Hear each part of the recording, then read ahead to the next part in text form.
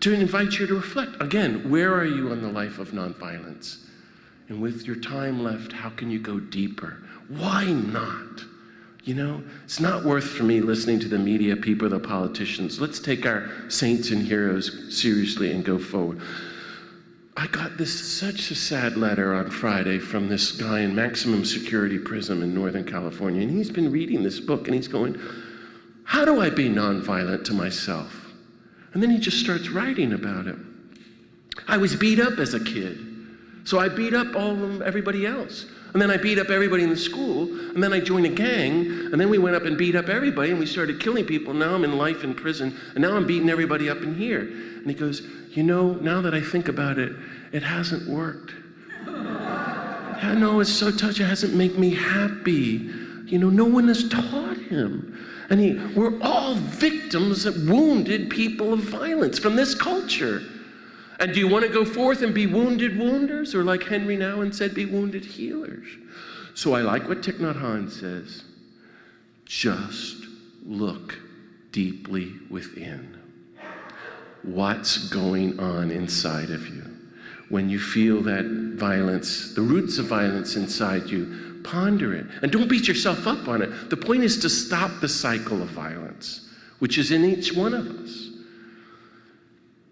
And to begin to cultivate interior nonviolence. I don't even know if this makes sense, but if you see what I mean, to try to create a space of peace. Actually, what we're talking about are becoming mystics. Only a new kind of dangerous mysticism where your very presence is a threat to empire. To, dare I say, Bangor. You don't even have to say anything. You walk in the room and well, you get the idea. So how can you let go of your wounds or heal your wounds or let go of your hurts and bitterness and resentments and anger and violence in your prayer and meditation with Jesus, with the God of peace? Let it go. Give it away. Forgive everyone who ever hurt you every day from now on. And receive the resurrection gift of peace.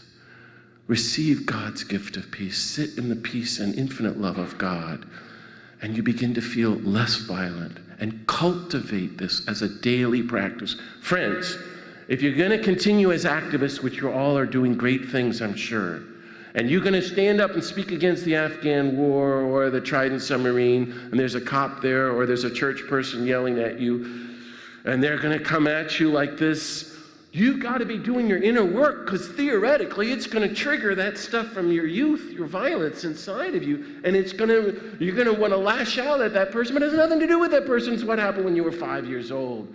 But if you're processing and constantly working on your inner disarmament and practicing it really strong interior nonviolence, my friend, I just gave a retreat last weekend to a large Buddhist gathering with Roshi Joan Halifax, and she calls this strong back, soft front, as opposed to the American, strong front, but actually pretty weak, the back, We want to be conscious so that when we do step forward publicly, we won't let that trigger the violence within us, the wound, and we can continue to be consciously, mindfully nonviolent. Secondly, we want to practice meticulous interpersonal nonviolence. How you doing with that? And you think of the difficult people in your life, and unfortunately, they become your teachers because they're exposing your violence. You just show up with somebody and you want to slug them. Oh, well, then that's a helpful experience. I'm trying to make you laugh and it's not working. Maybe I triggered some. No, you see what I mean? I think this stuff is really important because we're talking about the world of total war. I mean, if we're not doing this inner work, we have nothing to offer the world. And this is the teaching of all the great peacemakers, and by the way, Jesus. So, to reflect, how can you respond nonviolently to people and to people in your life so that you can really widen your heart to really practice greater love, compassion, to outdoing one another in kindness, and really working on these smaller moments in the day-to-day so that we can really grow and deepen in our spiritual lives and nonviolence, and really be people who have really wide hearts of universal love. That's what we need. And we have to widen this to all creatures from now on, and really figure out how can we be nonviolent to creatures and all of creation. And this is what you're doing, and I want to encourage you. At the same time, to continue to be part of the global grassroots movement. Things are happening. The world is moving. It's bad, but there's so much good happening. 85 nonviolent revolutions the last 30 years, when you think about it. The fall of the Berlin Wall, the people power movement, the end of apartheid, Lima Gaboe in Liberia. You all know her, I hope. Maybe the greatest living peacemaker. She won the Nobel Peace Prize a couple of years ago. Liberia, Charles Taylor, 200,000 people massacred. She just said, I call upon all the women to dress in white and let's sit down on the streets and say enough is enough. And he just left. You just can't work with these women. That's powerful, active nonviolence and getting rid of the dictatorship and ending the war. And they're still at it. That's happening around the planet. At least 2/3, maybe more of the planet is personally involved in grassroots movements for justice. And I think Jesus was a nonviolent organizer. He was a movement builder. Gandhi says he was the most active person of nonviolence who ever lived. And then poor Gandhi goes on to say, and the only people on the whole planet who don't know that Jesus is nonviolent are Christians. And Gandhi says the Sermon on the Mount is it's the greatest teachings of nonviolence in all of human literature.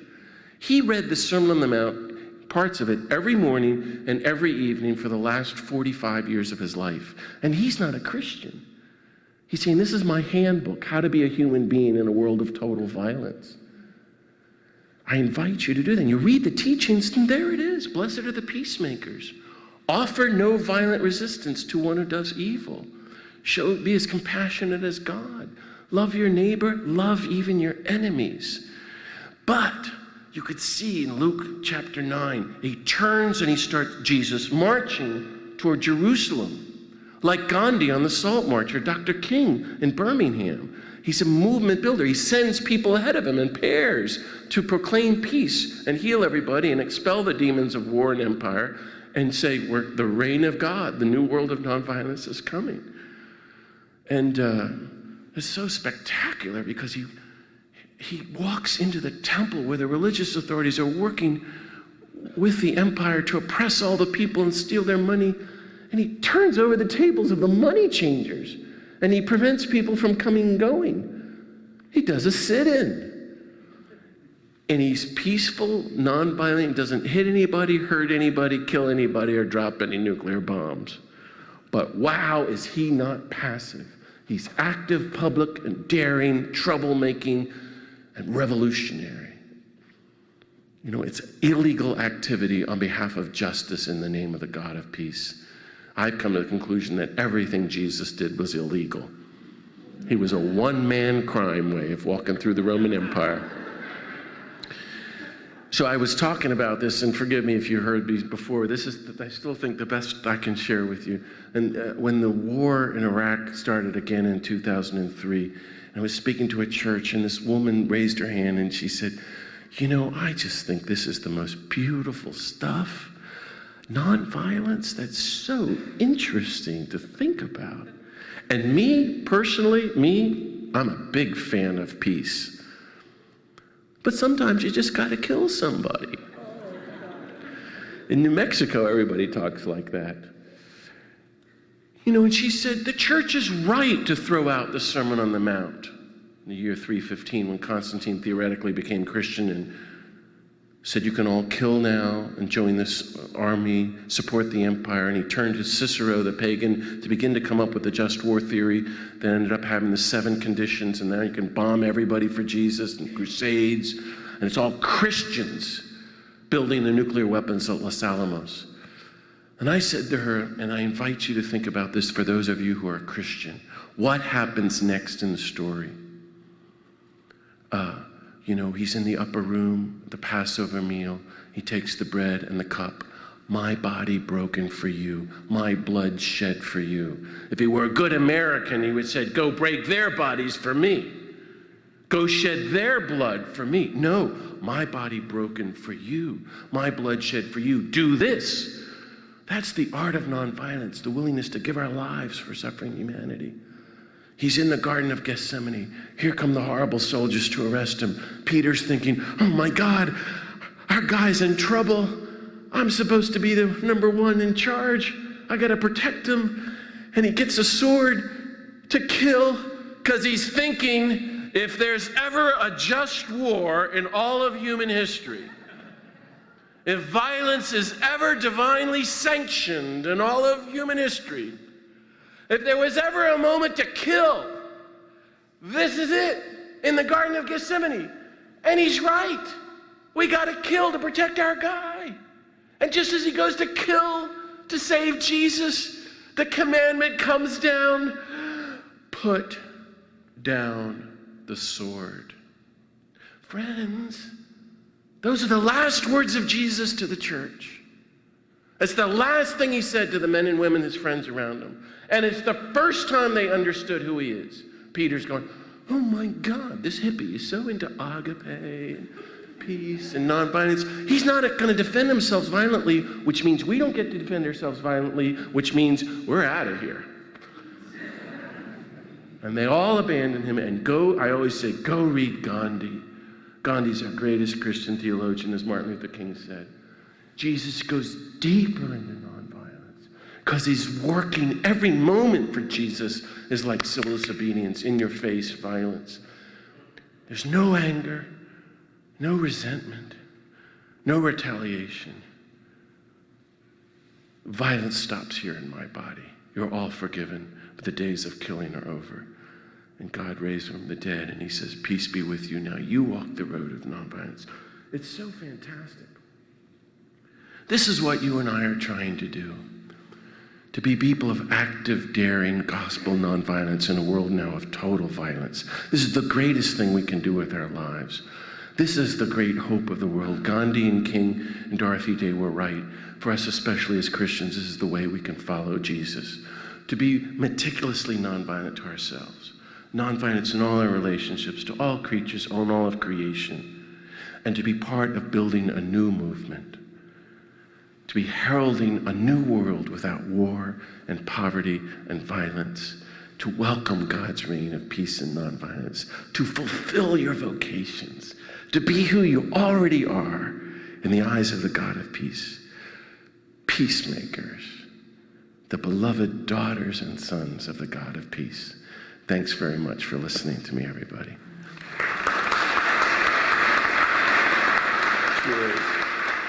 I couldn't help but wonder regarding your second category of our relationships with other people and other parts of creation. Are you a vegetarian, or what do you say about eating meat? Thank you. You read Gandhi, and he started out that way. What happened to me was in 1982 when I came back from Israel, a week later, was grappling with this. I was reading all these books, and one of them was Frances Moore Lepay's Diet for a Small Planet, one of the most important books. And she says, do it for human beings. Well, that's shocking. Do we eat animals? You kill and torture animals? How could that be? Gandhi said the measure of your humanity is the way you treat animals. It's a powerful statement. She said, though, in Brazil, all the grain that's growing there, with people starving, is being shipped to the United States to feed the cattle for McDonald's. Therefore, don't eat meat to help end world hunger.